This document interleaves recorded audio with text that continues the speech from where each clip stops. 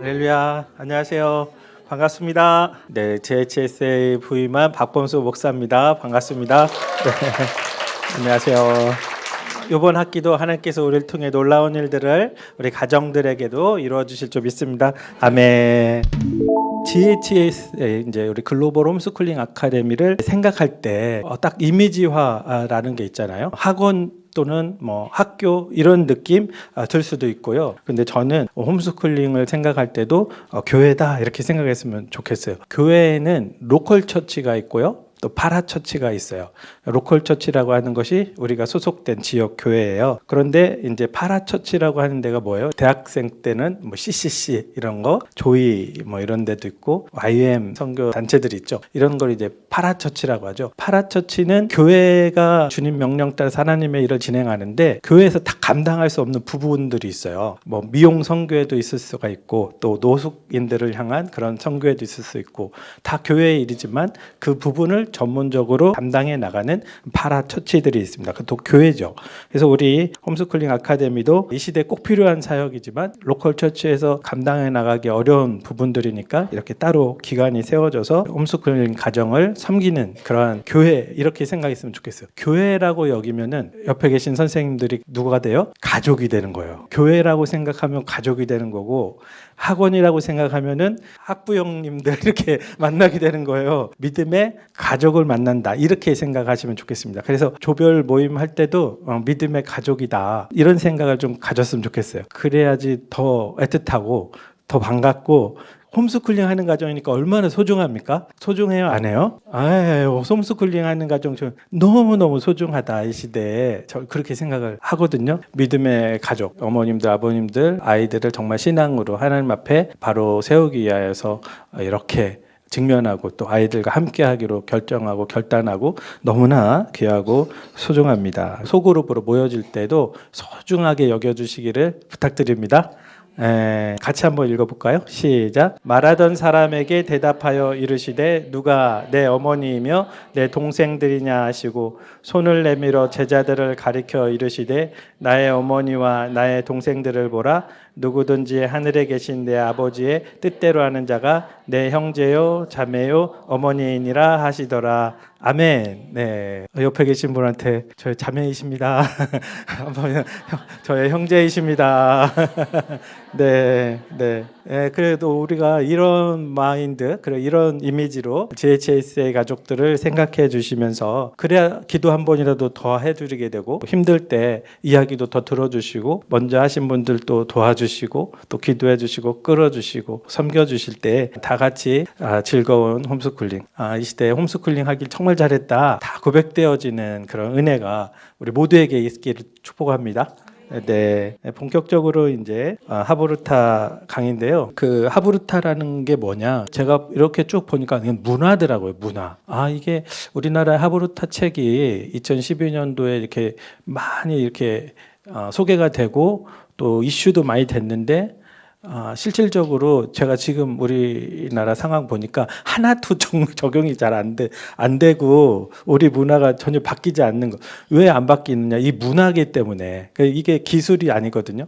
그래서 이 테크닉이 아니에요. 그래서 이 문화가 바뀌어야 되는 건데 우리가 뼛속 깊이 한국 문화가 그거를 받아들여 가지고 활용하는 것이 진짜 보통 문제가 아니겠더라고요. 유대인들의 삶에 깊이 배어있는 그냥 삶 자체고요. 삶 문화 자체다 이렇게 할 수가 있습니다. 단어 그대로의 의미는 뭐냐? 짝을 지어 되게 간단해요. 그러니까 그 의미만으로는 굉장히 쉬워 보여요. 짝을 지어 질문하고 대화하고 토론하고 논쟁하는 것 이게 하브루타요. 뭐 이거 이렇게 얘기 들어보니까 그냥 대화 나누는 거잖아요. 토커바 우리 대화 나누는 거잖아요. 이야기 나누는 거잖아요. 우리도 다 이야기하죠. 우리 아이들이랑도 이야기하고 서로도 이야기하잖아요. 근데 이제 하브루타에 대해서 이제 본격적으로 우리가 하나하나 짚어가게 되면 우리가 하던 대화와 많이 다르구나 이런 거를 이제 알게 되실 겁니다. 원래 이 하브루타라는 이 단어는 친구를 뜻하는 단어가 이제 하베르예요. 하베르라는 단어에서 유래된 단어인데 원래 하브루타는 짝과 함께 친구와 함께 공부하는 것 요거에서 시작된 그런 단어인데 그러다가 이게 나중에 이제 지금까지 발전이 이렇게 질문하고 대답하고 하고 토론하고 이런 형태로 발전이 되어 온 것입니다. 그러면 유대인들 삶에서 이 하브루타가 이루어지는 곳 어떻게 이루어지고 있는가? 뭐 이게 전체예요. 거의 다. 그냥 태교 때부터 뱃속의 아기에게 책을 읽어주고 말을 건네는 것 우리도 하잖아요, 그렇죠? 태교 때 또 안식일 만찬 식탁 밥 먹을 때 그 식탁에서 부모와 자녀가 이 하브루타 대화를 합니다. 침대에서 아이 잠자리에 베드타임 스토리 그래서 거기서도 예, 하브루타를 해요. 우리도 다 하는 건데 이럴 수 있어요. 예, 학교에서도 교사와 학생 사이에 또 학생과 학생 사이에 또 하브루타 대화가 이루어져요. 그리고 예시바라는 곳이 있는데 전통적인 교육기관인데 예시바에서도 탈무드에 대해서 토론하는데 이렇게 하브루타로 이루어지고 회당에서도 평생지기 함께 이렇게 논쟁하면서 하브루타 대화를 하면서 탈무드를 공부해요. 이게 모든 그냥 유대인들 삶 자체가 하브루타로 되어 있다라고 생각하시면 되겠습니다. 그 유대인들은 매주 금요일 저녁에 안식일 만찬으로 이제 모입니다. 온 가족이 모이는 거예요. 할아버지, 할머니, 손자, 손녀, 뭐 아빠, 엄마 막 다 친척이나 이웃들까지 막 어쩔 모여가지고 짧게는 2시간에서 길게는 7시간까지 대화를 나눈다고 그래요. 무슨 할 말이 그렇게 있지? 그는 우리도 대가족이 언제 모여요? 명절에 모이잖아요. 명절에 다 같이 모이는데 우리는 그 시간이 어떻게 해요? 빨리 끝나고 시작할 때부터 빨리 끝나고 가야지. 그 시간을 생각하면서 모일 때가 많잖아요. 그런데 이 유대인들은 뭐 이렇게 온 가족이 모이는데 이 가족 모임을 이제 매주 갖는 거죠. 매주 한 사례를 이제 이 전성수 교수님이 안식일 식탁을 가본 거예요. 그린버그라는 유대인 집에 이제 초청받아서 간 거죠. 그러니까 처음 갔더니 이제 아이들이 이제 모이면 아이들 하나하나 안수기도 해준다는 거예요. 안수해주면서 축복 기도를 해주면서 막 식탁으로 자기 자리로 막 오는 거죠.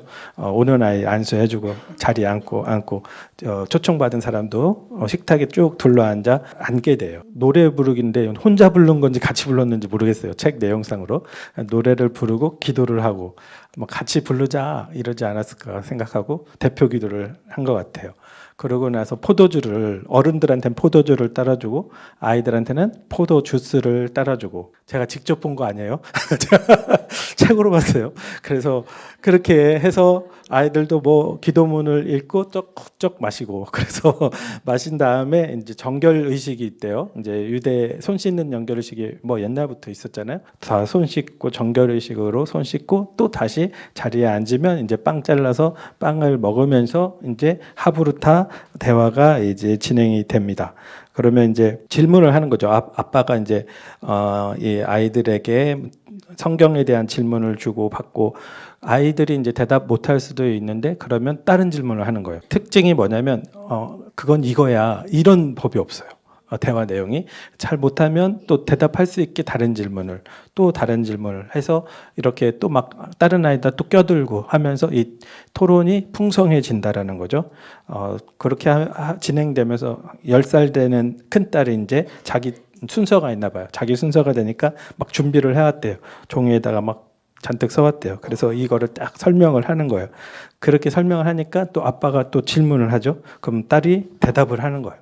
자유롭게 토론을 하다가 토라, 모세오경 뭐 이런 것들을 중요시 여기니까 이 토라에서 또 아빠가 숙제를 미리 내줬나 봐요. 읽어오라고. 그걸로 또 질문을 하니까 또 여기서 또 대화가 또 쭉 이어가면서 진행이 되는데 항상 답을 못하면 언제나 질문을 바꿔보고 다른 아이가 또 대답할 수 있도록 또 순서도 넘겨주고 아이들로 하여금 이렇게 정답을 제시하는 게 아니라 궁금증을 계속 갖게 하고 품게 하고 호기심을 갖게 하고 생각하게 하고 그렇게 하면서 진행이 되면서 또 이 대화 내용 속에 서로에 대한 사랑과 또 존중 이런 표현들도 막 서로 막 한다고 그래요.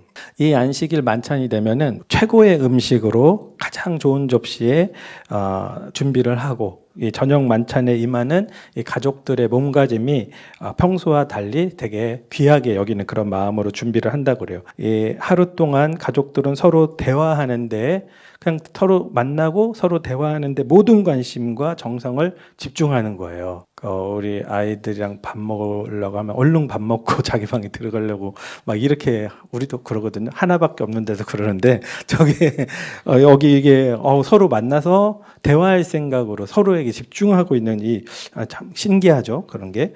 그래서 아무리 바빠도 가족 구성원들이 다들 그러나 봐요. 아무리 바빠도 이 시간만큼은 절대 양보하지 않겠다. 이 시간은 하나님께서 유대인을 안식일 잔치에 초대했다 이렇게 믿으면서 귀하게 여긴다고 그래요. 그래서 요거를 이제 교수님이 지켜봤는데 이런 표현을 해요. 현실 속에 천국이 실현되는 듯한 느낌을 받았습니다. 이렇게 표현을 하더라고요. 그래서 그만큼 인상 깊었었던 것 같아요. 가족이 화목한 게 천국이잖아요. 화목한 가정이 천국이죠. 그보다 더 행복한 곳이 지상에 어디 있겠습니까? 근데 실제로 이제 유대인들에게 뭐 다 그렇지는 않을 수 있겠죠. 이분이 다 일일이 물어본 것도 아니겠지만 보통 유대인들에게 가장 행복한 순간이 언제냐 이렇게 물어보면은 대부분 가족들과 함께하는 이 안식일 식탁 요 시간이 제일 행복해요. 이렇게 대답을 많이 한다고 그래요. 특별한 것이 없어요. 그냥 뭐 저녁 같이 먹었네. 우리가 생각할 때 그렇게 생각할 수 있는데 이 특별할 것 없는 이 유대인 가정의 저녁 식탁에서 이 하브루타 내용을 들으면서 어떤 특이한 점이 있었는가? 특이한 점, 서로 거침없이 질문하는 그런 특징이 있죠. 제가 말씀드린 거 보면 서로 질문을 서로 막 거침없이 한다. 이런 생각이 좀 들으실 거예요. 학자 앤드류 제이 서터라는 사람이 더 룰이라는 책을 냈어요. 더 룰이라는 책의 저자인데 그 유대인들의 특별한 룰에 대한 그런 책이에요. 그 내용에서 그가 이렇게 얘기해요. 유대인을 특별하게 만드는 비결은 없다. 다만 세대를 거쳐 계승되는 저녁 식탁의 문화가 있을 뿐이다. 이렇게 표현한 부분이 있어요. 금융이나 정치나 경제나 모든 분야에 다 탁월한 부분을 나타내고 있잖아요. 유명한 대학 내 입학생의 퍼센테이지도 굉장히 높고 어떤 비밀이 있나 뭐 이런 생각이 들 수 있는데 많은 사람들이 생각하는 유대인의 비밀이라는 것은 사실은 식탁에서 시작된 문화의 일부분이라는 거예요. 그들에게는 이런 말이 있대요. 혀끝에서 세계가 펼쳐진다. 이 격언이 있대요. 그래서 유대인들은 이렇게 질문하고 대답하는 이 하브루타를 통해서 이 책의 저자는 그렇게 얘기하는 거죠. 로스차일드, 조지 소로스, 엘빈 토플러, 토머스 에디슨, 아인슈타인, 스티븐 스필버그, 켈빈 클라인 쭉쭉쭉 얘기하면서 이런 사람들이 그냥 이런 하브루타 문화 속에서 탄생하게 됐다 이렇게 주장을 하는 거죠. 유대인 가정에서는 이 부모들이 잘 기다리는 그러한 모습을 찾아볼 수 있다고 그래요. 이 유대인 부모님들은 아이가 스스로 관심을 나타낼 때까지 잘 기다린다라는 거죠. 그냥 기다리는 것이 아니라 아이를 관찰하는 거죠. 자세히 지켜보면서 애정 어린 관찰자가 된다.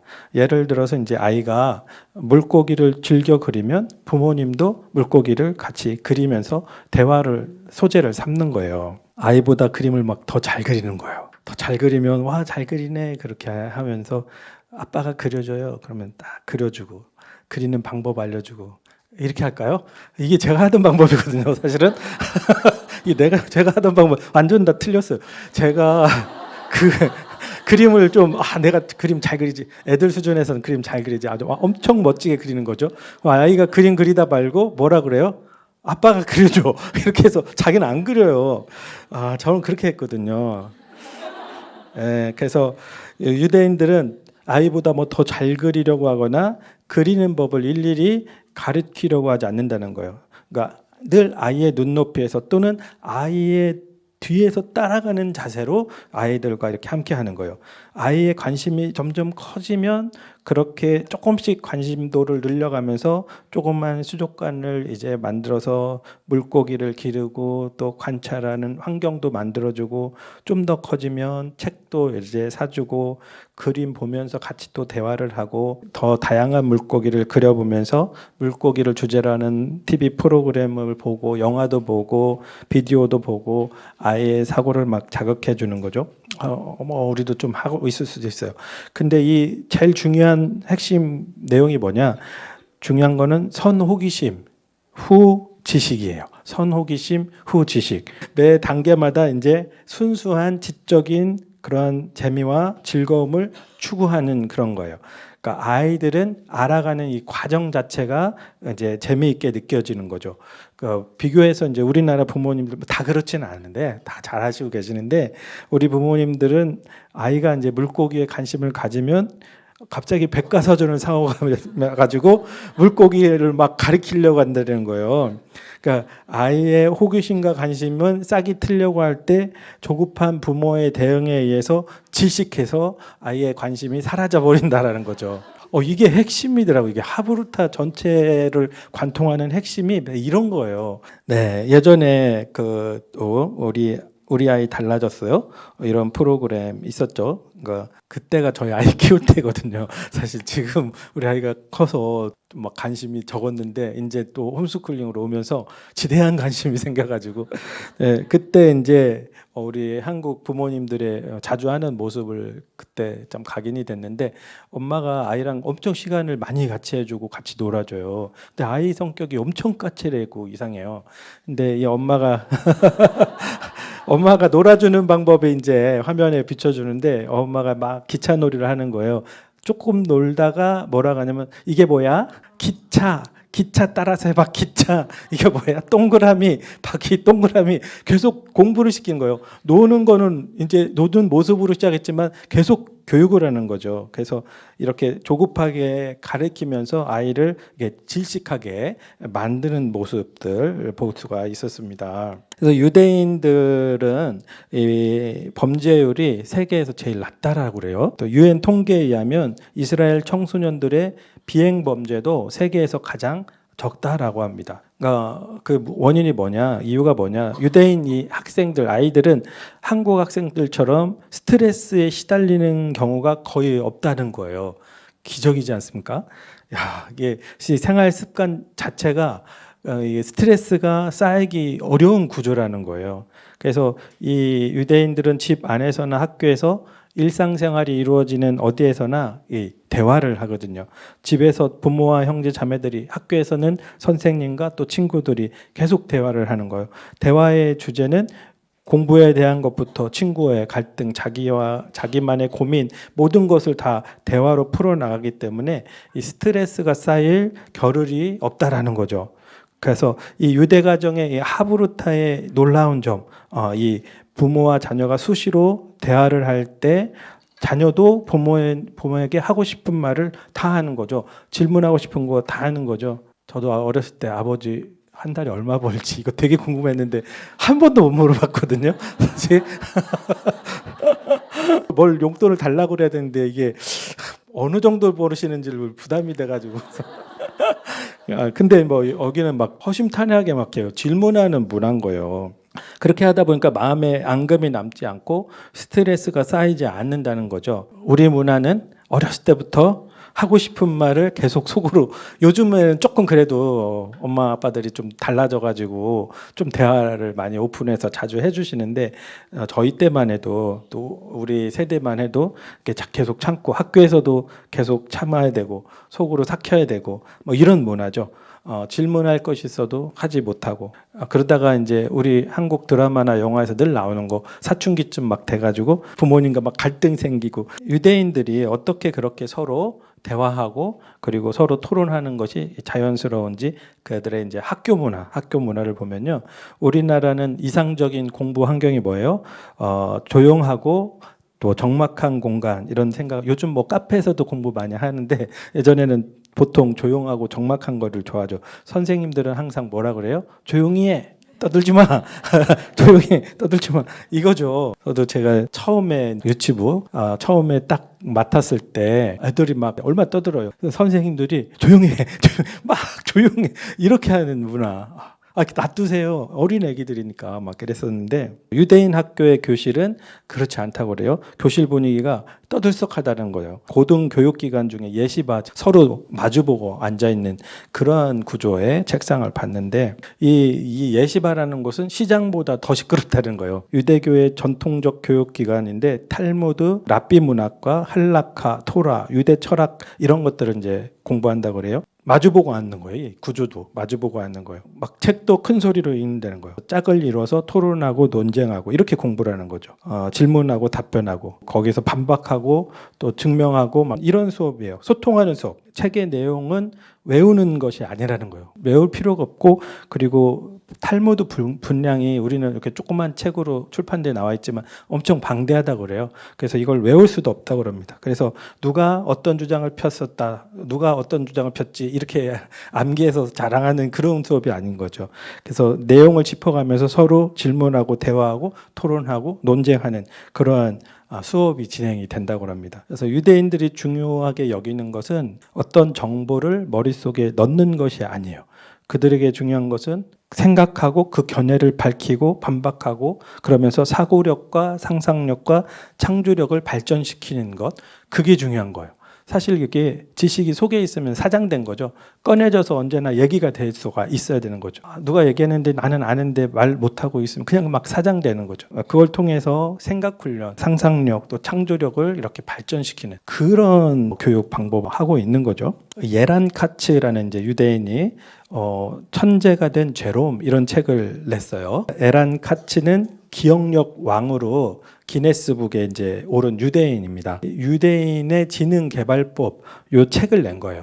근데 이 책 내용이 조금 우화 형식으로 해가지고 유대 문화를 이렇게 집어넣어서 표현해 준 거죠. 그 책의 이제 주인공이 제롬이에요. 하브루타를 몰랐다가 이제 하브루타를 접하면서 하브루타로 공부해 나가면서 이제 천재가 되어가는 그 스토리인 거죠. 그런 이야기인데 그 제롬이 이제 이렇게 얘기를 해요. 저는 늘 이 카페에서 공부를 해요. 예전에 저 구석에 있는 테이블에서 한 친구를 만난 뒤부터 일주일에 3번씩 하브루타 방식으로 공부를 하고 있죠. 친구랑 카페에서 공부를 하면 꼭 노는 것처럼 즐거워요. 공부하는 내용이 머릿속에 쏙쏙 들어오죠. 그동안 작고 답답한 집에서 어떻게 공부했는지 모르겠어요. 이 제롬도 우리처럼 혼자 이렇게 암기식 공부를 했었던 아이인 거죠. 근데 하브루타로 얘기하고 토론하면서 공부하니까 너무 즐겁다라는 거예요. 이 하브루타 공부는 지겨운 공부가 아니라 힘든 공부가 아니라 즐거운 놀이와 같은 공부라는 것을 알 수가 있습니다. 주인공 제롬은 하브루타를 배워가면서 어느 날 아까 얘기했던 그 예시바라는 곳을 찾아가죠. 거기서 랍비를 만나요. 그 랍비한테 물어봐요. 예시바에서는 언제나 둘이서만 공부해야 되나요? 이렇게 물어보는 거죠. 셋 이상은 안 됩니까? 이렇게 물어보는 거예요. 그때 이 랍비가 이렇게 대답합니다. 둘이라야 해. 그러니까 힐렐 때부터 시작된 전통이지. 힐렐이 가말리엘의 문화생 바울이 그러잖아요. 가말리엘의 할아버지예요. 엄청난 유명한 학자 힐렐 학파를 창시한 분인데 그때부터 이제 시작된 전통이라는 거죠.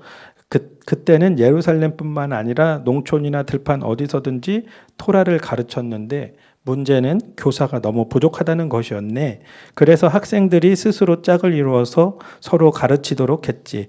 지금의 교육 방식은 바로 그때 생겨났다네. 이제 거기에 요셉이라는 아이가 엄청 큰 소리로 막 뭔가 열변을 토하고 있었거든요. 그 장면에서. 그래서 저렇게 공부하고 있는 모습들 신기해하고 있었는데 이 랍비가 그래요. 요셉이 저렇게 고함 지르고 흥분하는 것은 최상의 결론을 향해 가는 과정일 뿐이라네. 학생들은 최상의 결론에 도달하기 위해 언제나 논쟁을 벌이고 때론 서로를 무섭게 몰아붙이기도 하지. 그 과정에서 창의적인 생각이 나오기도 하면서 점점 깊이 있는 공부를 하게 된다네. 이렇게 대답을 합니다. 그리고 또 얘기를 하는 것이 하브루타는 바로 이런 것이야. 학생들 하나하나가 상대방에게 중립적인 교사가 되어 최상의 아이디어를 끄집어내지. 하브루타가 처음에 설명할 때 친구를 뜻한 하베르에서 이렇게 왔다 그랬잖아요. 유대인에게서의 친구 개념은 우리도 그런 느낌이 좀 친구에게 배우는 느낌이 있지만 아예 이 친구 개념 자체에 효율적으로 가르치고 배우는 관계, 이게 이제 친구의 개념이에요. 그래서 친구는 함께 노는 또래, 유대의 이런 범위를 넘어서 교사의 의미를 같이 가지고 있는 것이 유대인들에게 친구라는 것이죠. 그래서 이 하브루타에서 중요한 부분은 좋은 질문을 하는 겁니다. 좋은 질문이 아주 중요한 거예요. 유대 현인들의 대화집인 이 방대한 분량의 탈무드를 일반 사람들이 읽기 쉽게 정리한 사람이 마빈 토케이어라는 분인데, 유대인 학교에서 가장 훌륭한 학생이 누구냐? 좋은 질문을 하는 학생이란 거예요. 좋은 질문을 하는 학생. 좋은 질문하는 학생이 학급의 리더가 됩니다. 이렇게 얘기를 하죠. 유대인 학생들은 이제 항상 두 사람이 짝을 이루어서 탈무드를 펼치고 한 구절씩 읽어가며 토론과 이제 논쟁을 벌이는데, 이것을 탈무드 디베이트, 탈무드 논쟁이라고 그래요. 그래서 요 교육 방식은 특정한 주제나 현상에 대해 있는 그대로 그냥 받아들이는 게 아니에요. 우리는 있는 그대로 가르치면 그대로 받아들이는 공부를 하잖아요. 있는 그대로 받아들이지 않고 끝없는 의문을 하고 질문을 하고 더 나은 대안과 해결책을 탐색하도록 이끌어가는 게 탈무드 디베이트예요. 그래서 이 방식을 학교 들어가기 전부터, 집에서부터, 가정에서부터 한 거죠. 태교 때부터 이렇게 부모님이 그런 대화를, 자기가 익숙한 그런 하브루타 대화를 해온 거죠. 그리고 유대인 부모는 계속 아이가 어릴 때부터 토라와 탈무드, 아이의 눈높이에 맞춰서 계속 이야기를 하는 거예요. 그때마다 제일 중요한 거는 질문이라는 거죠. 질문. 그래, 질문을 하면 뭐를 반드시 해야 됩니까? 생각해야 되죠. 그죠? 질문을 하면 생각해야 돼. 질문을 안 받으면 생각을 안 해도 돼요. 선생님들이 질문을 하면 그때 생각하게 되잖아요. 질문은 항상 생각하게 되는 거죠. 그리고 자기 생각을 말할 수밖에 없는 거죠. 그러니까 질문을 자녀 교육의 가장 중요한 덕목이라고 생각하는 거예요. 질문하는 게 자녀 교육의 가장 중요한 덕목. 저도 예전에 이제 아이가 막 질문 엄청 많이 하네. 막 이렇게 생각을 해도 요 때가 있다. 그래서 좀 지나면 질문 안 하겠지. 질문을 못 하게 막은 거예요. 생각해 보니까. 질문을 해도 대답을 제대로 안 해주니까 아이들이 질문이 하는 호기심이 사장돼 버린 거죠. 근데 이거를 굉장히 중요하게 여기는 거예요. 부모님도 항상 아이에게 질문을 던진다는 거죠. 질문을 받은 아이는 자기의 답을 찾기 위해서 끊임없이 생각하고 대응하기 위해서 논리적 방안을 요모조모 고심하고, 그러면서 사고력이 키워지는 거고 저절로 지혜가 자라게 되는 거죠. 탈무드 디베이트에서 이기고 지고가 중요한 게 아니에요. 우리는 이기려고 하는 거죠. 승부가 중요하잖아요. 이기고 지는 것이 중요하지 않다라는 거죠. 맞고 틀리고도 없는 거예요. 희한하죠. 맞고 틀리고도 없는 그런 논쟁을 막 하는 거죠. 하브루타는 정답을 찾고자 하는 것이 아니라고 합니다. 이게 이제 우리가 지금까지 했었던 그런 대화나 교육하고 완전 다른 거예요. 정답을 찾는 교육이 아닌 거예요. 내 생각을 말하는데 익숙하지 않거나 또 남 앞에서 내 의견을 잘 말하지 못할 때가 많죠. 그렇게 이런 아이는 성인이 돼서도 논리적으로 말하지 못하는 경우가 많습니다. 이거 저도 절실히 많이 느꼈었던 부분이거든요. 근데 속에 생각은 많은데 이게 표현을 못 하겠는 거예요. 그리고 눈치도 되게 많이 보고, 저도 부모님이 좀 엄해서 눈치 보고 살다 보니까 이 눈치를 많이 보고 할 말을 못 하게 되고. 근데 이 유대인 아이는 어렸을 때부터 전혀 그런 느낌이 없이 자라오는 거예요. 그래서 일상 속에서 또 탈무드 교육 속에서 자연스럽게 대화하면서 내가 무슨 질문을 하거나 내가 표현할 때 이걸 계속 존중을 받아오는 거예요. 계속 존중받는 것이 삶의 습관처럼 되는 거죠. 그래서 내가 속에서 의견이 생길 때 말하는 게 너무 자연스러운 거예요. 칭찬을 받았으니까 어떤 질문이든지 의문을 갖고 하면 그게 칭찬거리였었거든요. 이들은. 그러니까 국제사회에서 여기서 자기가 어떤 역할을 맡게 했을 때 자기 의견을 아주 거침없이 얘기를 할 수 있는 그러한 형성이 다 교육 가운데 이제 된 거죠. 유대인 부모는 절대로 아이를 강제로 앉혀놓고 억지로 공부시키지 않는다라는 거예요. 아이에게 뭔가를 가르치고 싶으면은 질문을 던지는 거죠. 질문을 던질 뿐 그 질문에 대한 답을 찾도록 이렇게 또 내가 얘기해 주는 게 아니라 유도하는 거예요. 아이 스스로. 그래서 아이 스스로 부모의 질문에 다가도록 생각하는 시간을 가지면서 자발적으로 독서하고 또 책을 통해 새로 얻은 생각들을 또 글로 정리하도록 하고, 부모는 이제 대화의 소재가 정치, 사회, 경제, 문화, 예술, 학문 여러 분야들 넘나드는 이런 주제들을 질문하면서 아이와 대화를 하는 거죠. 그래서 다양한 부분에서 흥미를 느낄 수 있는 기회를 제공해 주는 건데, 좀 아이가 자라서 좀 시도를 해본 것 같아요. 안 듣더라고요. 좀 들으려고 생각을 이미 대화의 문화가 끊어진 상태에서 얘가 이제 좀 컸으니까 좀 정치도 알겠네, 좀 경제도 알겠네 하면서 이렇게 대화를 해보려니까 잘 안 되더라고요. 유대인 부모는 그래서 늘 어떤 생각을 하냐, 어떤 좋은 질문을 던질까, 우리 아이에게 어떤 좋은 질문을 할까, 이 생각을 하는 거죠. 아이가 이 질문에 답을 하기 위해서 스스로 생각할 수밖에 없는 그런 질문은 무엇일까, 이런 걸 고민한다고 그래요. 이런 문화 속에서 자란 아이는 이제 질문하는 것이 두려워하지 않는 거죠. 질문을 통해 지식을 얻어가는 이 과정이 너무 재미있는 거예요. 유대 아이들은 그래서 수업을 잘 듣는 것이 미덕이 아니라 질문을 잘해야 되는 거죠. 유대인의 정체성을 이렇게 얘기를 해요. 유대인은 100명이 있다면 100개의 대답이 있다. 이게 이제 유대인의 정체성을 한마디로 나타내주는 표현인 거죠. 다 각자의 생각이 존중되니까 각자의 생각이 다 있을 수밖에 없는 거고, 100명이 있다면 100개의 대답이 있다라는 거죠. 마빈 토케이어가 이렇게 얘기를 하죠. 아이들이 던지는 모든 질문은 절대 그릇된 것이 없으며 오로지 어른들의 빈약하고 잘못된 답변만이 있을 뿐이다, 이렇게 얘기를 했더라고요. 우리는 아이가 어른의 생각과 관점에 대해서 이의를 제기하는 것, 반박한다고 이렇게 느끼고 권위에 도전한다, 이렇게 느끼는 거죠. 버릇없이 따지고 드는 그런 말대답, 이렇게 생각이 드는 거예요. 근데 유대인들은 그렇지 않고 그렇게 질문하는 것이 허용이 되는 거죠. 감히 대학자가 얘기한 거를 네가 거기서 반박을 해? 이런 게 없는 거죠. 궁금하면 바로 손들고 물어보는데 스트레스가 생기겠어요? 또 자기가 납득 안 되면 손들고 얘기하는데 이 스트레스가 안 생기죠. 유대인들이 존경하는 학자 중에 아키바, 아까 얘기했던 힐렐, 이런 사람들의 견해여도 반박하고 이의 제기하고 다른 관점을 제시하고, 이거를 기성세대에서는 귀한 가치로 여겨주는 거죠. 그게 그 분위기가 굉장히 중요하잖아요. 부모님들부터 선생님들부터 권위주의적인 게 없는 거예요. 아이의 인격적 존중, 그 의견에 대한 존중, 이게 이제 사실 하브루타 자체의 테크닉이 중요한 게 아니라 이런 문화 자체가 사실은 있어야 되는 거죠. 우리 홈스쿨 가정에서는 할 수 있는 부분들이 아닌가 생각이 들었습니다. 그래서 유대인 학생들은 그래서 선생님을 대할 때 긴장감이 없어요. 그래 자연스럽고 또 서로 의견을 주고받는 게 아주 편안하죠.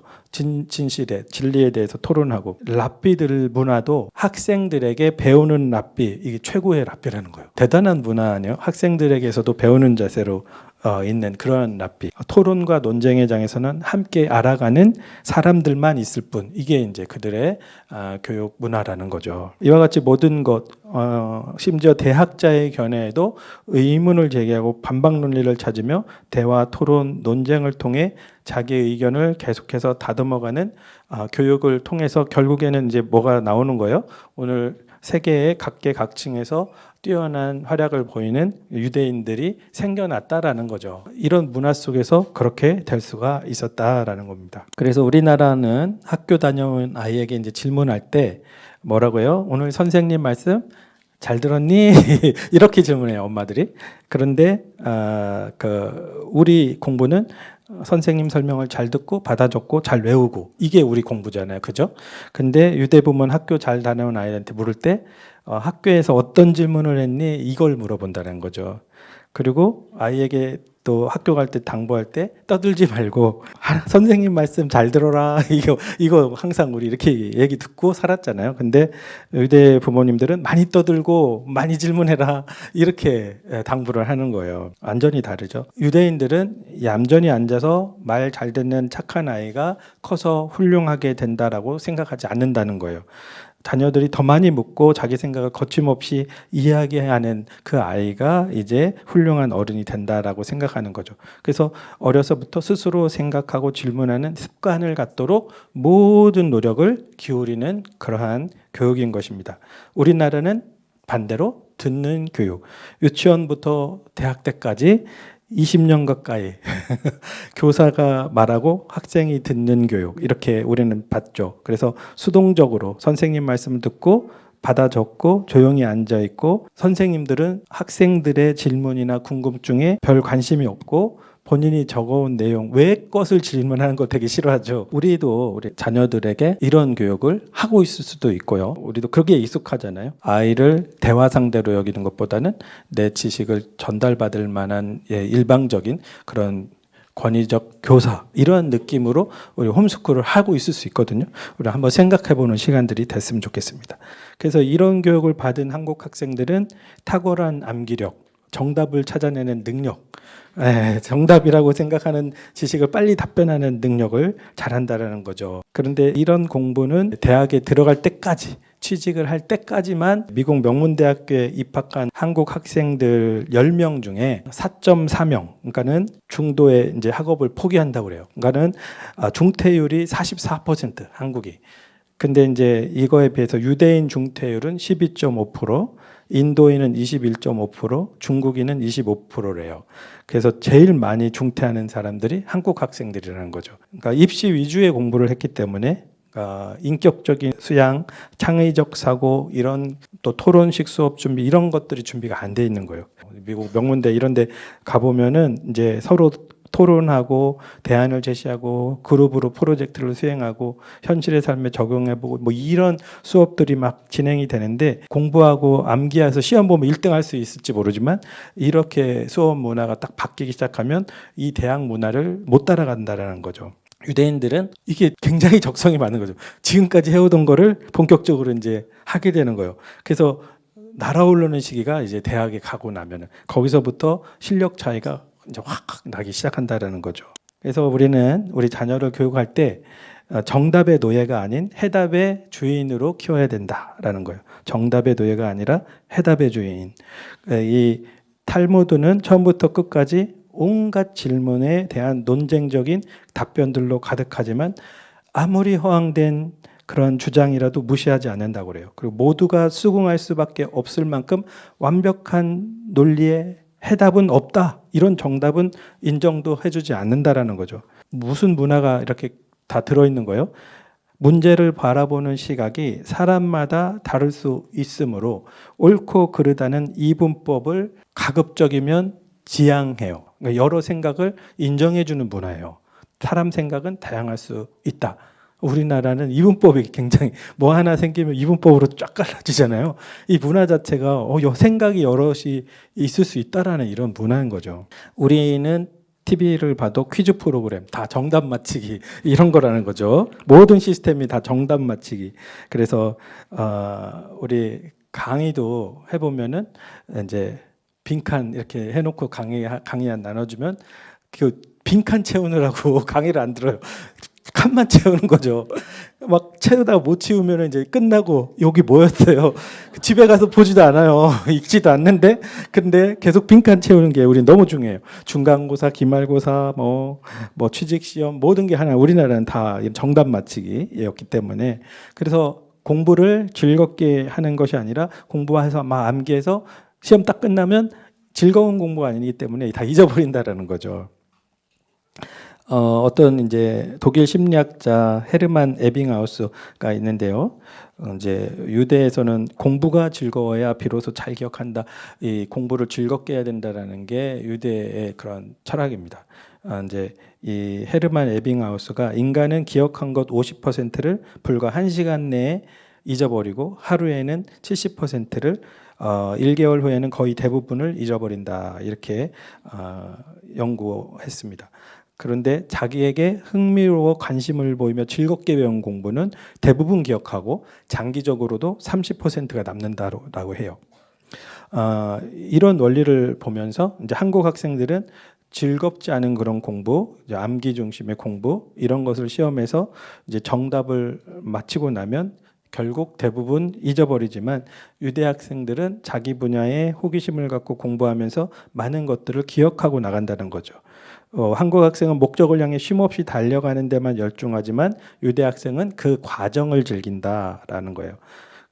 한국 학생은 단기전에 강하지만 장기전에 약하고 유대인 학생은 단기전에 약할지 몰라도 장기전에 강하다라는 거죠. 유대인 학생들한테는 스승과 다른 시각을 가지도록 격려를 받는다는 거예요. 나중에 옳은 생각이 아닌 것으로 결말이 날지언정 반대 의견 나오는 걸 굉장히 중요시하는 거죠. 세상에는 완벽한 정답이 존재하지 않으며 각각의 주체적인 의견이 중요하다라는 것입니다. 그래서 남과 다른 것을 개성으로 여겨주는 거예요. 그리고 그 개성을 찾아서 격려해 주는 것이 유대인 교육의 힘이라는 거죠. 그래서 아이에게 이래라 저래라 하지 않고 스스로 원하는 것을 찾아가도록 하는 것입니다. 그래서 유대인은 지식의 맹목적인 주입을 교육으로 간주하지를 않아요. 유대인 교육은 암기에 의존하여서 시험에서만 이겨야 하는 그런 전투용 교육을 시키지 않습니다. 지식에 대한 근본적 개념을 이해시키는 것을 중요하게 여기는 건데요. 예를 들었더라고요. 예를 들어서 구구단 가르칠 때 우리나라랑 차이가 큰데요. 우리는 구구단을 1은 2, 4 이렇게 해가지고 뭐 9단까지 막 이렇게 외우면 이제 가로 9cm, 세로 7cm, 면적이 얼마요? 63제곱센티미터요. 이렇게 딱 대답을 할 수가 있잖아요. 이런 암기를 안 시킨다. 구구단 암기를 안 시킨대요.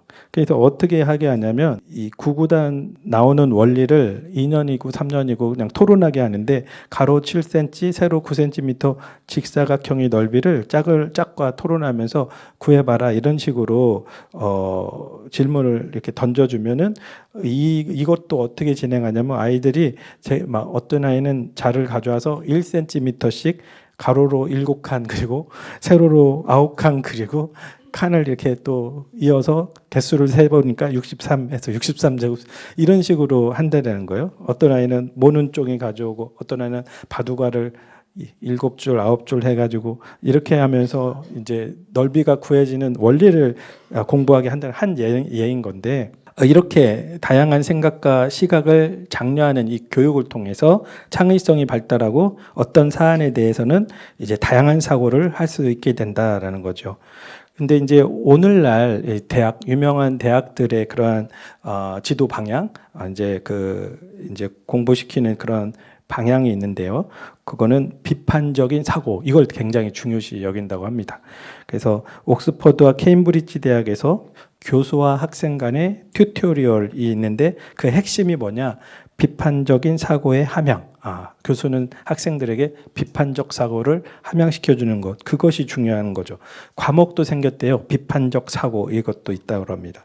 그리고 캘리포니아 68개 대학의 89%가 교육의 핵심은 비판적인 사고 기르기라고 이렇게 대답한다고 그래요.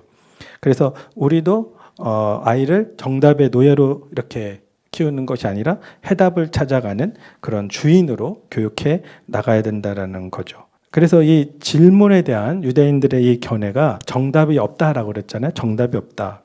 이게 이제 무슨 뜻인가 이제 절실하게 이렇게 생각해 볼 수 있는 그런 예화가 있더라고요. 아론 페리의 그 탈무드에 이제 이런 얘기가 등장한다고요. 하버드대에서 소크라테스 문답법으로 박사학위까지 받은 한 젊은이가 있었는데 이 소크라테스 문답법이랑 하브루타 문답법이랑 그냥 겉에서 보면 비슷해 보이는데 사실 완전히 다른 거거든요. 그래서 이것을 박사받은 이 젊은이가 탈무드를 공부해 보겠다고 이제 랍비를 찾아왔다는 거예요. 랍비가 이제 제자로 받아들이기 전에 먼저 논리력을 한번 시험해 봤다라고 합니다. 랍비가 이제 이 질문을 하는 거예요. 이거 우리도 많이 들어보신 건데 도둑 두 사람이 굴뚝을 통해 어느 집에 침입했다네. 그런데 한 도둑의 얼굴은 깨끗한데 다른 도둑의 얼굴은 더러웠지. 둘 중 누가 얼굴을 씻었겠는가? 누구예요? 생각 있으면 얘기를 할 수가 있어야 돼요.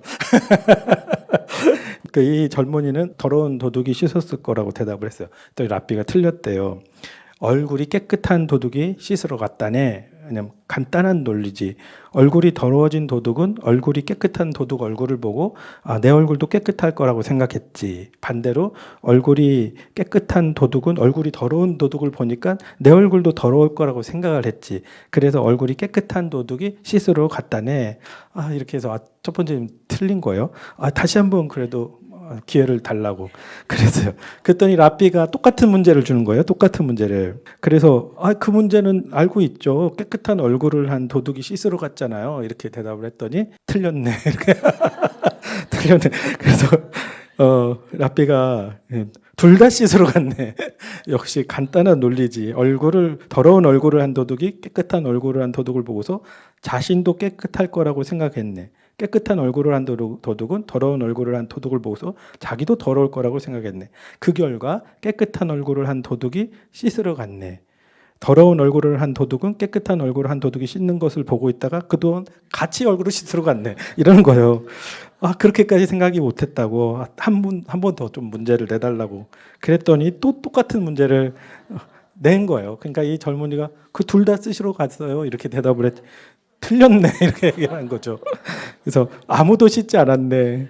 이것도 매우 간단한 논리지. 이건 이제 반대로 이제 얼굴이 이제 더러운 도둑이 자기 얼굴이 깨끗한 줄 알고 씻으러 안 가니까 이제 얼굴이 깨끗한 도둑은 저 친구도 안 닦는데 나도 닦지 말아야지 하고서 둘 다 안 닦으러 갔네. 이렇게 얘기를 하는 거예요. 이제 정말 막 얼굴이 사색이 되기 시작했어요. 이 젊은이가. 그래서 한 번만 더 기회를 달라고. 그래서 근데 똑같은 질문을 또 내리시는 거예요. 아무도 안 닦았습니다. 또 이렇게 대답을 했어요. 그러니까 또 틀렸네. 예, 소크라테스 문답법을 공부했다고 들었는데 이 자네에게 탈무드 공부가 왜 불가능한지 이제 알겠는가? 설명을 해보게. 두 도둑이 똑같은 굴뚝을 통해 들어갔는데 어떻게 한 사람은 더럽고 한 사람은 깨끗할 수가 있단 말인가? 이렇게 자기 논리를 좀 대답해보라는 거죠. 소크라테스 문답법을 공부했다는 사람이 그것도 모른단 말인가? 이 젊은이가 화가 났어요. 잠깐만요. 당신은 나에게 이렇게 같은 질문에 대해서 서로 모순되는 답변을 4가지나 주셨어요. 어떻게 그게 논리적으로 가능합니까? 이렇게 따집니다. 그러니까 랍비가 이렇게 대답해요.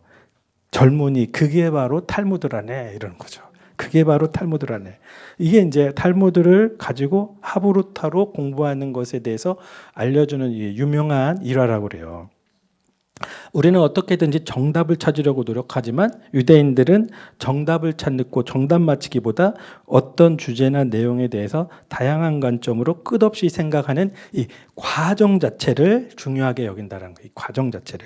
그래서 유대인들은 이 가르침, 권위, 통념, 관습 이런 것들을 그냥 무비판적으로 무조건적으로 받아들이지를 않는 습관이 드는 거예요. 백지에 그림 그리듯 사고 범위를 무한대로 열어놓고 묻는 것입니다. 과연 옳은 생각인가? 다르게 바라볼 수는 없는가? 더 좋은 방향은 없는가? 다른 대안은 무엇인가? 달리 생각할 수는 없는가? 이 사고 범위를 제한하지 않고 다른 사람의 견해에 얽매이지 않는 자유로운 생각이 유대인의 최고의 성공을 가져다 준 것이다. 이렇게 이제 책에서 평가를 하고 있어요. 이제 하브루타를 제가 찾다가 유튜브에서 한 하브루타 전문가 얘기를 이렇게 잠깐 들었는데 유대인들의 사고 방식을 단편적으로 또 알 수 있는 얘기를 하나 해주더라고요. 자기가 이제 집을 지을 때 우리나라는 이제 내가 집을 짓는다고 하면 다 여기 이 집, 옆집 똑같이 막 이렇게 지어지잖아요.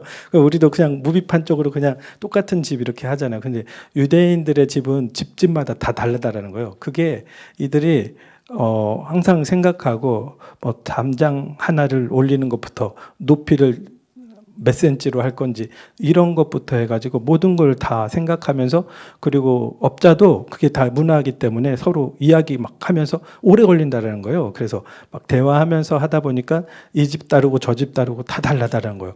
자기 생각을 표현하고 자기 생각을 이렇게 해서 추구해 나갈 수 있는 그런 사고가 삶 속에서도 다 나타나는 거죠.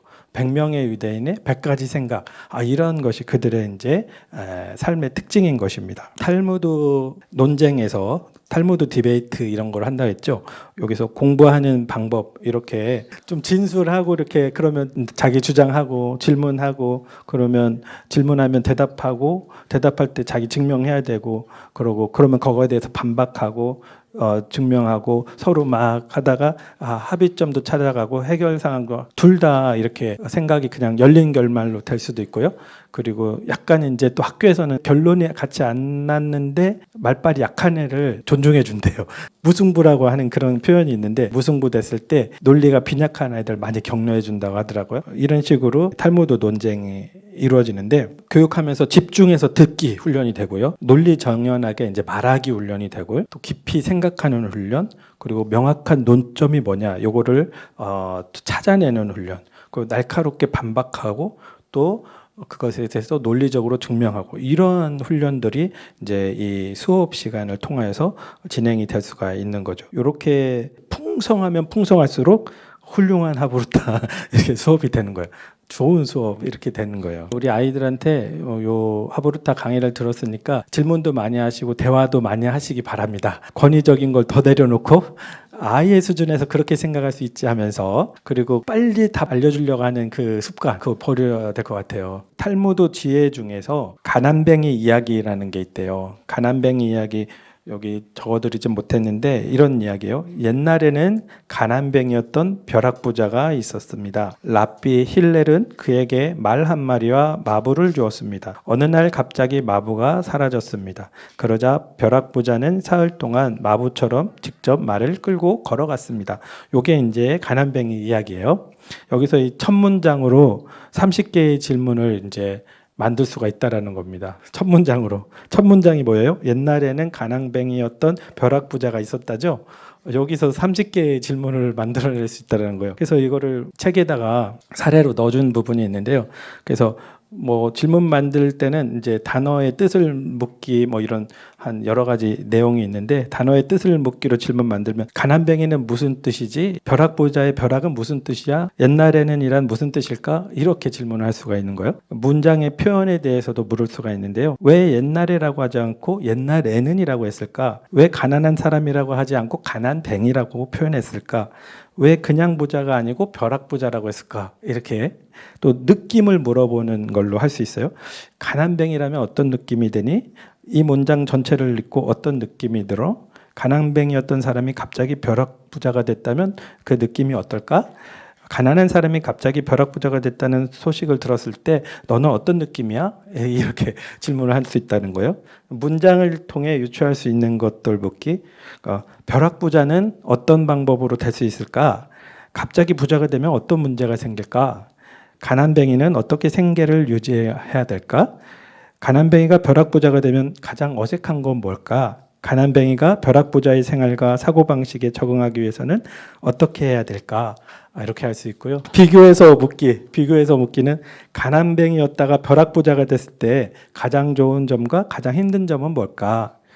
가난뱅이와 부자의 생활을 비교해 보면 어떨까? 이렇게 물을 수가 있고요. 또 상대방의 의견을 묻기로 질문할 수가 있는데요. 너는 평소 부자에 대해 어떻게 생각하니? 너는 지금 벼락부자가 된다면 무슨 일을 제일 먼저 하고 싶어? 당신은 벼락부자인 친구에게 어떤 조언을 해주고 싶습니까? 노력으로 얻지 않은 재물에 대한 당신의 생각은 어떻습니까? 노력으로 얻지 않은 재물이 위험한 이유는 뭘까요? 또 뭐 갑자기 부자가 되어 생기는 문제를 해결하기 위해서는 어떻게 해야 될까요? 벼락부자가 됐다가 타락하거나 재산을 탕진하지 않으려면 어떻게 해야 될까요? 또 정당하지 못한 방법으로 벼락부자가 되는 것에 대한 당신의 생각은 어떠세요? 오히려 의견을 묻기로도 질문할 수 있고요. 또 상대방에게 적용할 수 있는 것 묻기. 당신이나 부모가 현재 갖고 있는 재물은 정당하게 노력해서 얻은 것인가요? 당신은 어떻게 부자가 되고 싶은가요? 그래서 상대방에게 적용할 수 있는 것 묻기. 가정에서 묻는 것. 만약에 당신이 벼락부자가 된다면 어떤 유혹이 가장 먼저 닥쳐올까요? 또 그 유혹을 벗어나려면 어떻게 해야 될까요? 또 결론적이고 종합적인 것을 묻기. 빈부와 행복은 어떤 관계가 있을까요? 이게 거의 이제 부모님들의 의도가 좀 있잖아요. 그래서 그런 것들을 마지막 이렇게 질문하면서 생각하고 스스로 답을 찾아갈 수 있게끔 이렇게 해줄 수가 있겠죠. 뭐 이걸 이렇게 많이 만들 수가 있다라는 거예요. 그러니까 대화 가운데 뭐 이걸 다 한다는 얘기가 아니라 부모님이 아이들과 대화 나눌 때 이렇게 질문을 얼마든지 하면서 대화를 나누면서 또 좋은 방향으로 이끌어가고 또 다른 질문으로 찾아갈 수 있게 해줄 수 있다라는 거죠. 유대인 엄마들과 한국인 엄마들의 교육열, 이게 이제 미국 사회에서도 알아준다고 하는데 두 엄마들의 차이점이 보여준다고 그래요. 그러니까 한국 엄마들 교육열은 있지만 아이들의 목표를 엄마가 정해준다. 그래서 얘는 피아노를 시켜야지, 얘는 축구를 시켜야지, 얘는 공부를 시켜야지, 엄마가 정하고 거기로 애들을 밀어 넣는다고 그래요. 근데 유대인 엄마들은 아이들과 대화를 하면서 아이가 무엇을 하고 싶어 하는지 스스로 찾아낼 수 있을 때까지 대화를 나누면서 엄마가 정하는 경우는 거의 없다라는 겁니다. 유대인 가정에 입양된 한국 학생이 있는데 릴리라는 학생이에요. 이 학생이 자기 부모님한테 대해서 이제 이렇게 얘기를 했다고 그래요. 저희 부모님도 교육을 무척 강조하셨죠. 하지만 절대로 다그친 적이 없어요. 그저 제 안에서 지적인 호기심이 생겨날 때까지 기다려 주셨답니다. 억지로 공부를 강요한 적은 한 번도 없었어요. 다만 제가 뭔가를 생각하고 궁금해할 수 있는 환경을 만들어 주셨어요. 이렇게 이 아이가 대답했다고 그래요. 그 릴리의 엄마, 유대인 엄마 레이드 마골린이 또 이렇게 얘기를 했어요. 릴리의 한국 친구들을 보면 새벽까지 공부하느라 잠을 설치기도 하더군요. 하지만 잠을 안 자면 인지 능력이 손상될 수 있다는 것을 알아야 됩니다. 저희는 적어도 8시간은 꼭 잠을 자게 했어요. 다음날 사고 능력을 위해서도 적절한 수면 시간은 필수적이니까요. 유대인 부모들은 이 하브루타 이런 대화를 나누면서 아이들이 스스로 선택하게 하는 거죠. 그러면서 유대인 부모님들은 절대로 자녀들끼리 서로 비교하지 않는다. 비교하지 않고 각자의 고유한 특성과 장점을 발견하고 그것을 키우는 데 주력한다고 그래요. 유대인 격언 가운데 하나인데요. 형제의 머리를 비교하면 두 형제를 모두 죽이고 형제의 개성을 비교하면 둘 다 살린다. 그래서 개성은 서로 비교할 수 없는 거잖아요. 그래서 그 개성을 둘 다 존중할 때 둘 다 살릴 수 있는 거죠. 둘 다 살릴 수 있는 거죠. 그래서 유대인 아이들은 비교당하지 않는 거예요. 자신만의 재능을 마음껏 펼칠 수 있게 되는 거죠. 그래서 대화를 할 때도 부모나 선생님 눈치를 보지 않고 자기 의견에 솔직하게 이야기할 수 있고 꿈도 구체적으로 그려나갈 수 있게 되는 것이다. 그래서 아이에게 가장 중요한 것은 스스로 하고 싶어하는 의지입니다. 스스로 하고 싶어하는 의지. 그래서 저도 그냥 그게 언제 생기려나 하고 계속 기다리고만 있었는데요. 우리 아이가 하고 싶어하는 의지가 지금 알아서 자기 찾아서 가긴 했는데 제가 볼 때는 좀 의지가 좀만 더 열심히 하지 그 분야에서 이런 생각 들고 막 그러는데 그냥 마냥 기다리면 알아서 의지가 어느 날 생길 것 이런 생각을 좀 했었는데요. 이런 거를 그 스스로 하고 싶어하는 의지 이거를 내적 동기, 자기 동기 이렇게 얘기를 하는데요. 아이의 내적 동기를 찾아주기 위한 최고의 방법이 이 하브루타 대화라는 것이죠. 그래서 우리나라는 외적 동기를 이렇게 자꾸 부여하는 문화, 막 경시대회, 올림피아드 막 이런데 막 외적 동기를 막 보여주고 좋은 대학, 막 유명 대학 막 가야 된다, 막 이렇게. 그래서 수학, 과학, 성취도 평가 협회 또 OECD가 실시하는 PISA 뭐 이런 거에서 대부분 우리나라 한국 학생들이 3위 안에 드는 성적 이런 걸 고등학교 때까지는 엄청난 능력을 발휘한다고 그래요. 우리나라 아이들이. 근데 외적인 동기부여를 막 받아가지고 칭찬받고 그걸 이루면 칭찬받고 선물 받고 막 이렇게. 그래서 근데 그 목표가 이제 사라지면은 동기부여가 안 된다고 그래요. 우리나라 한국 학생들은. 그래서 대학에 들어가도 명문대에 들어가도 졸업하기가 이렇게 어려워진다는 거죠. 그리고 그 분야에서 또 눈에 띄는 업적을 이루는 것도 이제 사실 그것만 해도 잘한 거긴 한데 잘한 거긴 하지만 이제 전체적으로 나라로 비교했을 때는 유대인보다 우리가 더 떨어진다라는 거죠. 그래서 이 하브루타를 뭐라고 얘기하냐면 돌아가는 지름길이라고 그래요. 돌아가는 지름길. 탈무드에서 한 젊은이가 노인에게 도시로 가는 길을 물었다고 그래요. 그래서 노인은 이렇게 얘기합니다.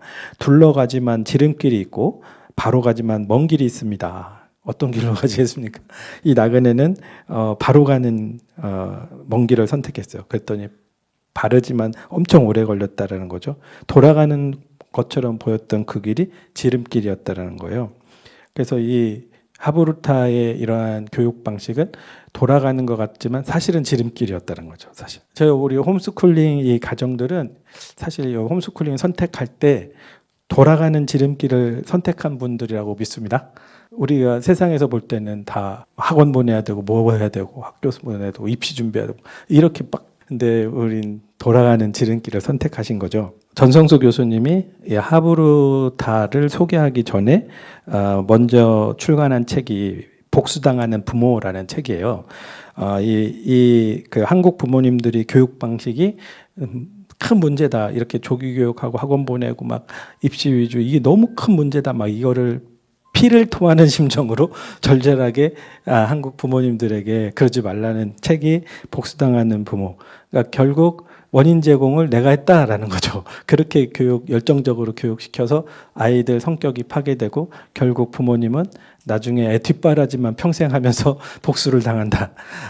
이런 차원의 복수당하는 부모예요. 애들이 뭐 직접 복수를 하지 않지만 그것이 다 도화선이 돼가지고 결국 존경받는 부모님이 돼야 되는데 계속 아이들 뒷바라지만 하고 또 무시당하는 부모가 우리 스스로 만들어가고 있는 거다. 뭐 이런 차원의 책이에요. 그래서 그거부터 낸 거예요. 그리고 나서 이제 하브루타를 도입하면서 이 부분을 이제 그 교육에 이바지하고자 내 평생 자기가 헌신하고 싶다 이런 표현들을 하시더라고요. 그래서 그 복수당하는 부모를 뭐 다 할 수는 없고요. 우리 홈스쿨 가정들한테 좀 필요한 부분 한번 조금만 체크해 보고서 이제 마치려고 하는데요. 우리 자녀 교육할 때 중요한 거는 애착 관계 형성이다라는 거죠. 애착 관계를 형성하는 것이다. 그래서 애착이라는 것은 사랑하는 사람과 관계를 맺고 유지하는 것인데 뭐 사랑해 주라는 거죠. 우리 아이들. 항상 사랑 안에 있으면 알게 해주는 거죠. 사실 제가 뭐 부모님은 그 사랑을 주시는 그런 가정 우리나라 보통 아니기 때문에 저도 그랬는데 누가 나를 항상 사랑한다고 하는 그거를 보여주신 분 사실 하나님이세요. 그러니까 예수님을 만나고 또 예수님 통해서 만난 목사님 또 권사님, 집사님, 또 장로님들 이런 만남 통해서 하나님이 나를 어느 순간에도 사랑한다는 그거에 대한 확신을 얻기까지의 신앙생활의 기간이 상당히 길어요. 엎치락뒤치락하고 슬퍼하고 울고 막 이런 과정 속에서 또 실패도 수없이 많이 하는 과정 속에서 나를 향한 하나님의 끝없는 사랑. 그럼에도 불구하고 나를 사랑하시고 그럼에도 불구하고 날 위해 십자가를 지셨고 계속해서 사랑을 보여주시더라고요. 부모님이 우리 자녀들한테 그 사랑을 보여줄 수가 있잖아요. 그래서 이 사랑을 보여주는 관계, 그걸 이제 애착이라는 단어를 썼어요. 그래서 아이가 양육자와 애착 관계를 형성하는 것은 자신의 삶의 기반을 형성하는 것이다. 애착 관계 형성은 평생 동안 그 아이가 삶을 살아갈 기본적인 신뢰 관계를 형성하는 것이다. 그래서 우리 홈스쿨 가정 부모님들은 아이를 잘 사랑해주고 계시다고 생각해요. 이 애착을 위해서는 부드러운 피부 접촉이 필요하고 따뜻한 시선으로 아이를 바라보고 웃어주고 안아주는 것이 이 생존의 중요한 요소이다. 그렇게 다 해오셨죠. 다 해오셨을 거예요. 뭐 그 정도는 나도. 그래서 안정된 애착. 근데 이게 다 그렇지 않잖아요. 이 아이 때문에 내가 일을 못하네. 이 아이 때문에 내가 교수를 해야 되는데. 그래서 아이 떼어놓고 강의를 하고 막 이렇게 하는 부모님들 많잖아요. 그죠? 근데 홈스쿨 부모님들은 모든 거를 다 오히려 내려놓고 소중한 아이에게 삶을 같이 해주는 그리고 사랑을 더 쏟아주고 아까 그 엄마처럼 이렇게 같이는 있는데 놀아주긴 하는데 교육만 시키려고 이게 애착 형성이 아니에요. 진짜 놀아줘야지 애착이 형성이 되는 거예요. 아이와 함께 해주고 놀아주고 또 이렇게 그래서 이렇게 안정된 애착을 이렇게 해줘야 되는데 이런 애착 관계가 형성이 제대로 안 되면 이제 책 내용에 쭉 써 있어요. 읽어보세요. 내가 지금 시간이 없어가지고 다 해줄 수가 없어요. 이제 요거는 대부분 우리 엄마들이 잘 하고 있다 다 생각이기 때문에 이제 건너뛰는 거예요. 건너뛰고 이런 애착 관계 형성을 6세까지 잘 했어야 되는데 6세까지 잘 못했어도 지금부터라도 잘하면 됩니다. 네. 저는 뭐 6세까지 애착 관계를 엄마 맨날 놀러 다니시고 그래서 잘 안 돌봐주셨어요. 그런데 하나님 만나면서 제가 회복이 돼서 부모님을 사랑하는 마음으로 이렇게 그것도 가능해요. 그러니까 하나님이 역사하시면.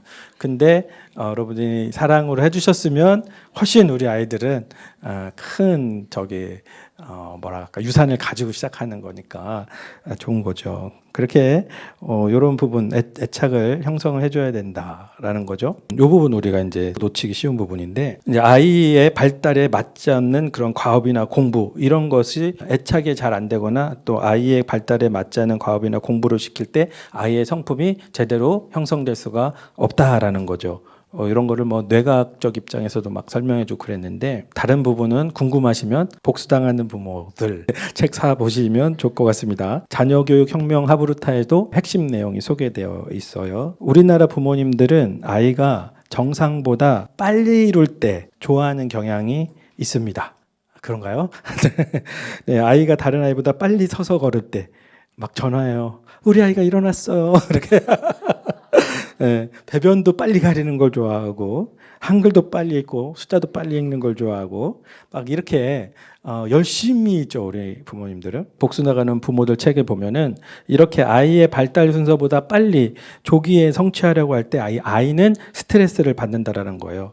걷는 것만 해도 뭐 별거 아닌 거 우리가 시키는 것 같은데 아이들 뼈가 제대로 발달이 되어지 않는 상태에서 무리하게 서서 걷게 하는 거 아이가 표현을 못해서 그렇지 엄청나게 스트레스를 받는다는 거죠. 그 스트레스를 받으면 이게 자극이라는 건데 이 자극을 받을 때 아이의 뇌가 급속도로 발전을 하는 거예요. 발달을 하면서 시냅스가 연결되는데 그때 아이는 스트레스로 인하여서 거기서 무의식이 형성되고 그 뇌가 그때 발달하는 그 무의식 속에서 성격이 형성된다라는 거예요. 스트레스를 받으면 아예 성격이 좋게 형성되지 않는다라는 거죠. 결론적으로 말하면. 이게 우리가 운전면허 시험장 가서 직진과 좌회전만 배웠는데 갑자기 뭐 유턴 해보라든가 뭐 주행 해보라는 거랑 똑같다라는 거죠. 표현을 그렇게 했더라고요. 이렇게 조기 교육 시키려고 하고 빨리 학습시키려고 하는 거. 한국 부모님들의 이제 특징 다 그렇진 않지만 아기의 뇌를 어떻게 생각하느냐 집어넣는 대로 저장되는 무한대의 창고처럼 생각을 하는 거예요. 그래서 아이의 모든 발달 단계를 무시하고 계속 아이에게 공부를 시키는 거예요.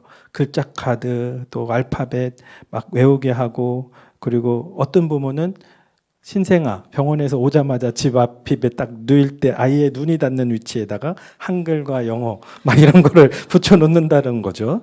그 아이를 낳은 이 뿌듯함은 아이를 잘 길러야 되겠다는 부담감으로 연결되고 그런 부담감은 조급함이 되고 그래서 아이가 글도 잘 모를 때 막 비싼 책들을 전집으로 구입한다는 거예요. 근데 아이가 그러면 글자를 읽고 책을 읽을 만한 때쯤 되면 더 좋은 책이 나와 있다는 거예요. 그러면 그 100만 원짜리 책은 별로 필요가 없어진다는 거죠. 그래서 아이가 어떤 것을 싫어할 때 거기에 많은 이유들이 있을 텐데 가장 큰 이유 중 하나가 뇌 발달상 아직 그때가 아니어서라는 거죠. 아직 그때가 아니어서 싫어하는 거라는 거예요. 정상적인 뇌 발달 단계를 넘어서는 무리한 학습은 아무런 효과가 없다. 오히려 학습에 대한 스트레스만 가중되고 그걸로 인해 정신질환이 생길 수 있고 그래서 뇌발달을 무시하는 어떤 교육이나 자극도 자녀에게는 약이 아니라 독이다. 이거를 막 피를 토하는 심정으로 이게 저술을 한 거예요.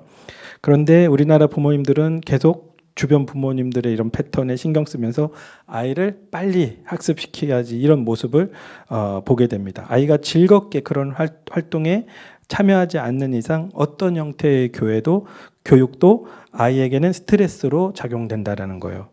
때때로 아이가 즐겁게 참여하는 모습을 보일 수도 있긴 한데 배우고 싶어서가 아니에요. 엄마가 그 모습을 보고 좋아하니까. 그래서 엄마를 즐겁게 하기 위해서 관심을 보이는 그런 경우도 많아서 또 착각하면 안 된다라는 거죠. 전성수 교수님은 뇌에 대해서 이 연구를 하면서 아이의 발달과 관련하여 교육할 때 3가지 방법을 취한다고 그러는데요. 첫째로 발달보다 미리 선행학습을 시킬 수가 있고 두 번째 발달에 맞게 적기에 학습을 시킬 수가 있고 세 번째는 자연스럽게 저절로 발달하게 내버려 둘 수도 있는데 저절로 발달하게 내버려 둘 수 없는 구조라고 해요. 우리나라 자체는. 아이가 한글 알아서 뛰게 그냥 가만히 놔둬서 초등학교 입학을 해보면 이미 아이들이 다 한글 떼가지고 와가지고 우리 아이만 상처받게 되는 그런 구조라는 거예요. 그래서 우리나라는 3번을 할 수가 없대요. 1번 아니면 2번인데 우리나라의 몇 %의 부모님들이 발달에 앞서 미리 선행학습을 시킬까요? 90%가 넘는 부모님들이 1번을 선행학습을 시키고 조기학습을 시키는 그런 선택을 한다고 합니다. 그거에 대해서 이렇게 표현했어요. 부모가 선행학습, 조기학습 시키는 거는 자녀를 통해 부모 자신이 인정받기 위해서다라는 거예요. 부모 자신이. 부모로서 다른 사람에게 가장 하고 싶은 자랑이 자식 자랑이라는 거죠. 그래서 남보다 빨리 걷고 빨리 읽고 빨리 영어 단어 외우고 좋은 대학 가고 막 이렇게 자랑하고 싶어 하는 거예요. 자랑하려면 표시가 나야 되니까 성적이 중요하고 1등, 상장 이런 것들 대회 나와서 입상하고 명문대 가고 이런 것들에 이제 매달리게 되는 거죠. 그럴 때 우리 아이들은 상처받고 스트레스 받고 뇌가 파괴되고 정서가 장애가 발생한다는 거죠. 그래서 엄마들이 이런 표현 절대 하지 말아야 될 표현. 다른 거는 엄마가 다 해주고 너는 공부만 하면 되는데 넌 그것도 못하냐? 이런 말은 절대, 그거는 자녀로 하여금 공부에 되게 질리게 만드는 지름길이라는 거예요. 우리는 또 그런 표현을 하는데요. 애가 머리는 너무 좋은데요. 노력을 안 하네요. 이렇게 이것도 다 나 자랑하는 거라는 거예요. 나는 머리가 좋아서 좋은 머리를 우리 아이한테 물려줬는데 지가 공부를 안 해가지고 저런 거다. 나는 머리가 좋다. 책임이 저 아이에게 있다. 내 책임이 아니다. 책임 전가라는 거예요. 자녀들은 배우는 속도가 다 다르다는 거죠. 어떤 아이는 천천히 배우고 어떤 아이는 막 다른 박질하듯이 빨리 배우고 어떤 아이는 뭐 안 배우는 것 같다 갑자기 도역하면서 배우고 다 다르다라는 거예요. 다 자기 장점이 다 있다라는 거죠. 제가 이제 우리 아이 클 때쯤에 부모 교육 이제 어떤 교회에서 부모 교육 해가지고 갔을 때 들었었던 얘기인데 이제 자세한 건 좀 잊어버렸지만 거기서 이제 운해 교육의 중요성이었어요. 그래서 좌뇌와 운해 얘기를 하는데 좌뇌도 발달시켜도 운해도 발달시켜도 다 중요합니다. 근데 이제 우리는 좌뇌에 치중되어 있다라는 건데요. 이제 어떤 부모님 얘기를 들으면서 사례를 하면서 어떤 아이가 막 뭐 3살 땐가 막 이렇게 한글 막 깨치고 뭐 숫자도 막 해서 천재인 줄 알았다라는 거. 천재인 줄 알아서 막 영재 교육을 막 시키고 막 그렇게 기대를 했는데 나중에는 아이의 정서가 문제가 생긴 거예요. 그 사례를 들면서 이게 좌뇌라는 것은 시기가 다를 뿐 모든 아이가 다 적당한 수준으로 다 열린다라는 거죠. 그래서 어떤 아이는 열리는 순간이 일찍 열리고 어떤 아이는 늦게 열리는 차이인데 결국은 다 열린다라는 거예요. 그래서 일찍 열려서 천재처럼 보이는 건데 착각하면 안 된다라는 거죠. 그래서 그거에 너무 집중하지 말고 아야 뭐 여행 다니고 음악도 듣고 미술도 배우고 그렇게 같이 놀아주고 깍꿍놀이 이런 거 좀 많이 그런 거 할 때마다 아이 속에 뇌 시냅스가 막 엄청나게 막 생겨난다. 막 좋은 기억의 성품들이 막 생겨나는 거예요. 그래서 그 부모에게 중요한 거는 조기 교육 해주는 게 아니라 하나님의 섭리에 맞게 적당하게 발달에 맞춰서 그렇게 존중하면서 아이들을 교육하는 것이 중요하다라는 거죠. 이게 조기 학습과 적기 학습을 이렇게 딱 비교해 놓았어요. 조기 학습은 성경에서 자녀를 노엽게 하지 말라 했는데 이 조기 학습, 선행 학습이 다 노엽게 하는 거예요. 스트레스를 받게 하는 거예요. 그래서 노엽게 하는 거예요. 그래서 낮은 자존감과 부정적 자아상 이런 것들을 하게 되는데 하나씩 보면 조기 학습을 하면은 선행학습도 되겠죠. 마찬가지죠. 뇌 발달에 맞지 않다. 그러니까 뇌 발달은 너무 재미없고 호기심도 느낄 수 없는 거 이런 것도 하면 안 되고 또 너무 어려워서 절망감을 주는 것도 하면 안 되고 조금 적당히 어려워서 호기심 가지고 즐겁게 할 수 있는 그런 게 이제 적기 교육인데 이게 뇌 발달에 맞다라는 거예요. 그래서 조기 학습은 엄마가 막 하라고 해서 외적 동기에서 하게 되는 거예요. 자기가 하고 싶어서가 아니라 엄마가 좋아하니까 아빠가 좋아하니까 이렇게 하는 거죠. 적기 교육은 내적 동기, 자기의 관심이 막 생길 때 그때 맞춰서 이렇게 하는 거죠. 그때 조기 학습을 하는 부모나 교사는 아이 입장에서는 표현을 못해도 괴롭히는 사람이에요. 근데 적기 교육을 하는 부모님, 교사는 도와주는 사람이고 이 조기 교육을 하려면 부모님 입장에서 힘들어요. 때가 안 됐는데 하려니 더 힘들죠.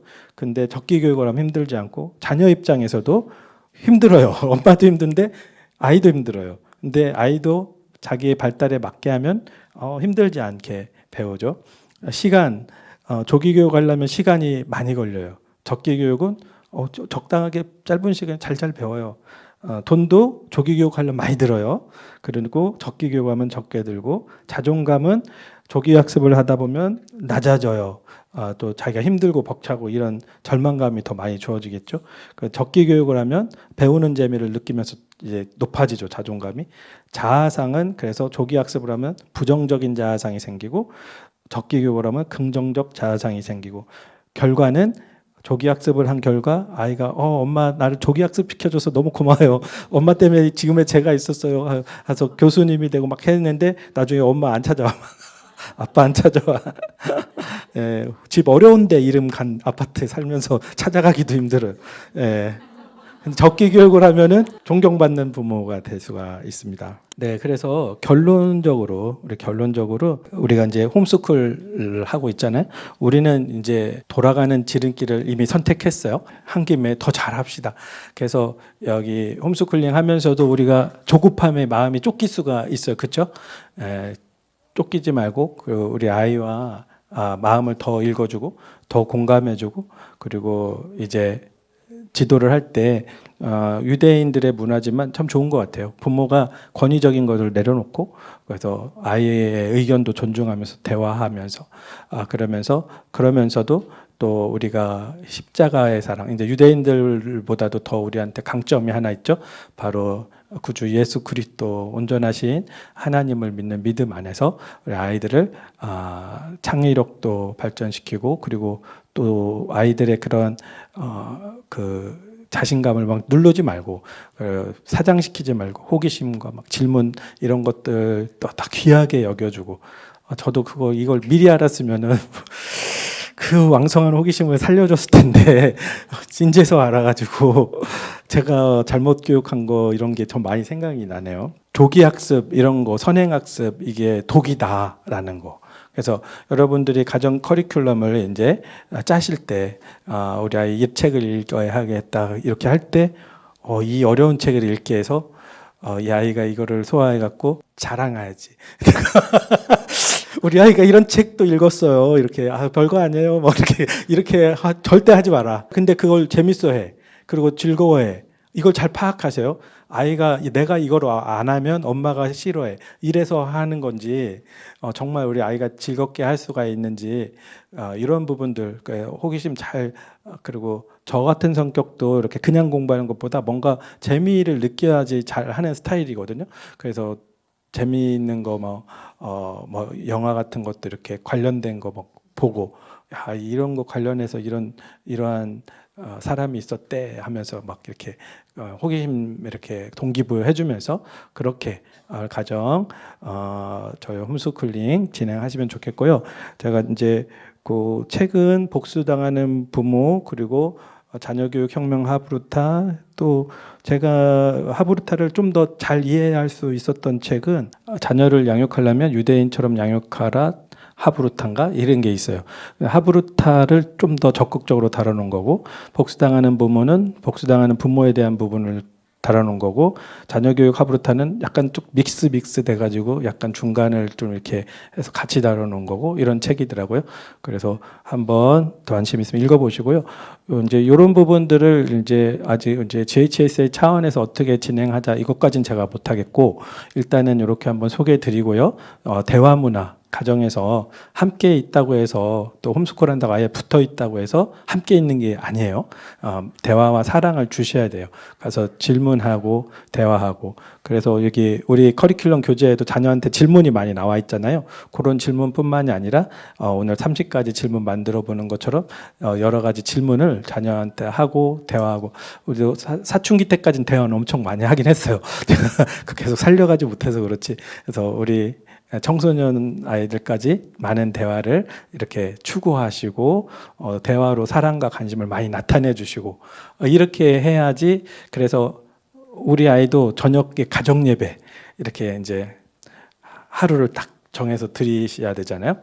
그럴 때 유대 문화의 저녁 만찬처럼 그날은 엄마가 좀 더 맛있게 준비하고 그리고 다 같이 이제 서로에게 집중하면서 예배 형식에 먼저 하지 말고 하브루타 식으로 만약에 예배에 도입한다고 한다면 서로 대화하는 시간, 서로 또 질문하는 시간, 또 엄마도 대답해주는 시간, 엄마도 질문하는 시간, 이렇게 하면서 서로의 관심과 사랑을 많이 내려주는 그러한 차원으로 적용해 보시면 좋겠습니다. 다음 하브루타 시간은 이제 계속 하브루타를 실천해 오셨던 하브루타 성교회 이익열 목사님 모시고서 한 번 더 여러분들에게 하브루타를 좀 소개해 드리려고 하고요.